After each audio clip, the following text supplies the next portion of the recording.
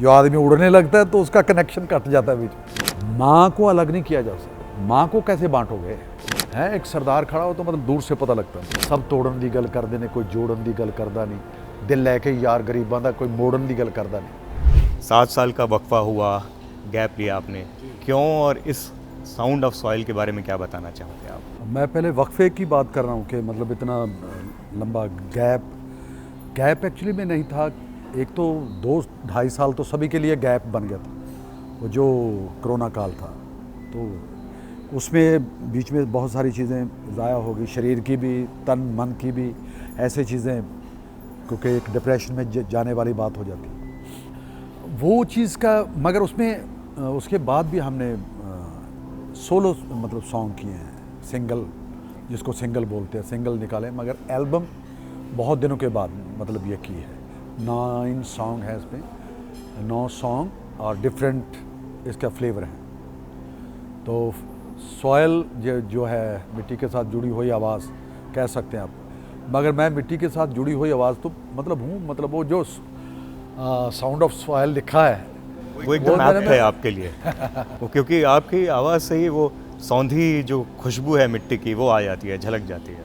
क्योंकि जो मिट्टी से जुड़े रहते हैं लोग, उसकी जो कृपा होती है वो अलग ही होती है, उसकी बख्शिश ही अलग होती है।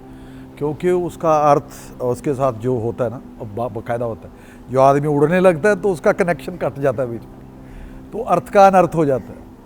तो हम वो चीज़ कभी उड़ान ऐसी भरी नहीं कि हंकार वाली, अभिमान वाली, गरूर वाली कभी परमात्मा लाए भी ना, ऐसा वो दिन ना लाए।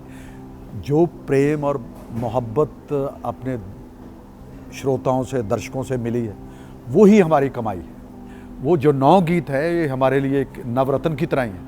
जैसे 9 मोती जोड़ के एक माला बना के हमने पंजाबी ज़ुबान के चरणों में, माता रानी के चरणों में रख दिया। माता रानी के चरणों में रख दिया मतलब सॉइल, मिट्टी। आपके गानों में पार्टीशन का दर्द बहुत झलकता है मान साहब। मुझे लगता है कि वो आपके खुद के अनुभवों से, आपके दर्द वो जो निकल के आते हैं लेखनी में, वो दिखाई देता है।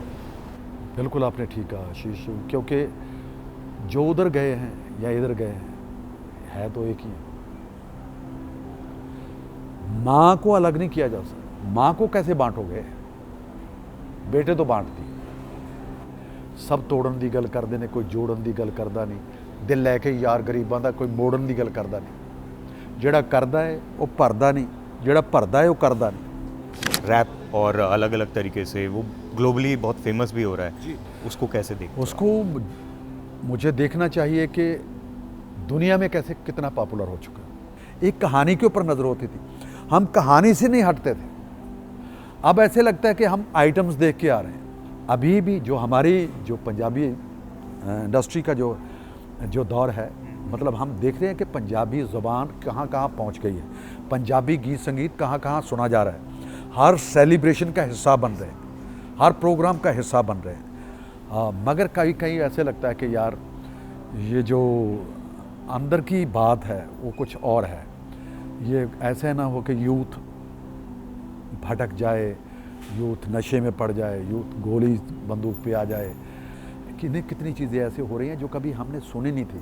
मैं धरती पंजाब दी लोको वसदी उजड़ गई 84 में मैंने लिखा, जब उस वक्त जो हालत चल रही थी। और वो सबसे बड़ी बात है कि वो सॉन्ग पीछे रिकॉर्ड चला के आगे स्कूल के बच्चे उसके ऊपर एक नाटक कर रहे हैं। वो मुझे बताया एक बहुत बड़े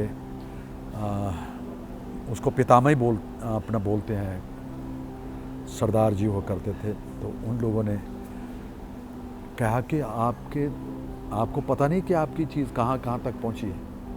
आपने गाया हुआ गीत मैं धरती पंजाब दी लोको वसदी उजड़ गई, वो स्कूलों में दिखाई जा रही है और वो एक्ट करते हैं बच्चे, और सामने बैठे हुए दर्शकों की आंखों में पानी आ जाता है। लेकिन पंजाब में जिस तरीके का म्यूज़िक कल्चर अभी हो रहा है, जैसे गन कल्चर, अब अलग अलग चीज़ें हो रही हैं, आपस में लड़ रहे हैं।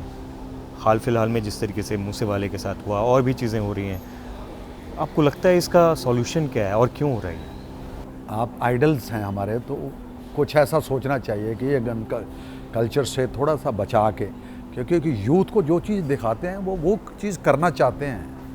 थोड़ा कमाई का जो साधन है वो तो आपको आ ही रहा है, वो तो बना ही हुआ है, मगर बीच में 5% भी आप कुछ ऐसा दे दें ताकि वो भी चीज़ सोच के आपकी वो लोग जब उनसे पूछो ना तो वो लोग कहते हैं मोटिवेशनल। जब उनसे पूछो तो लोग कहते हैं कि वो सिंगर्स कि लोग ये सुनना चाह रहे हैं, हम इसलिए बना रहे हैं। नहीं, सुनना नहीं चाह रहे, मतलब आप सुनार के ही उनको पीछे लगाए।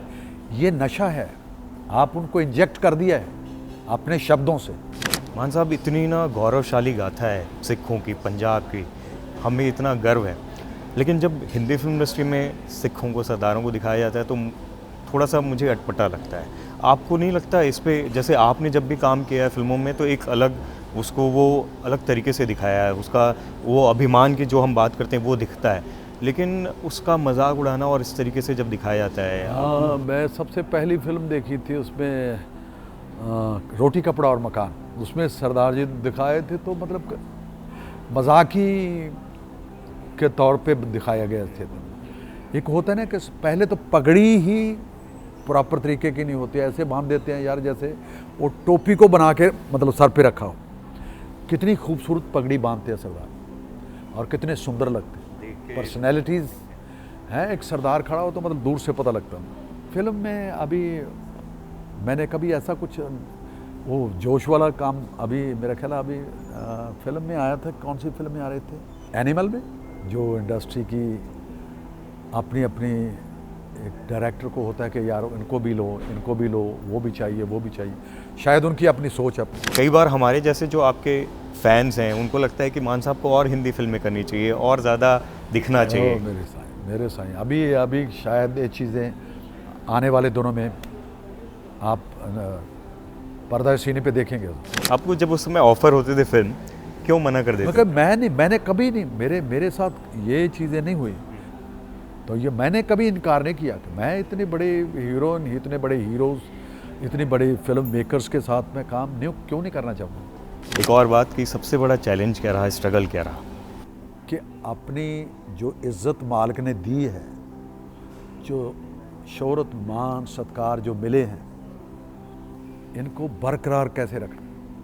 उसने दे तो दिया, नवाज तो दिया, अब उसकी बंदगी, इबादत, उसकी जो मखलूक बनाई हुई है, जो सुनने वाले हैं, प्यार करने वाले लोग हैं, उनकी तकड़ी में, कसवट्टी में कैसे खरा उतरना है, यही जद्दोजहद है मेरी, यही स्ट्रगल है।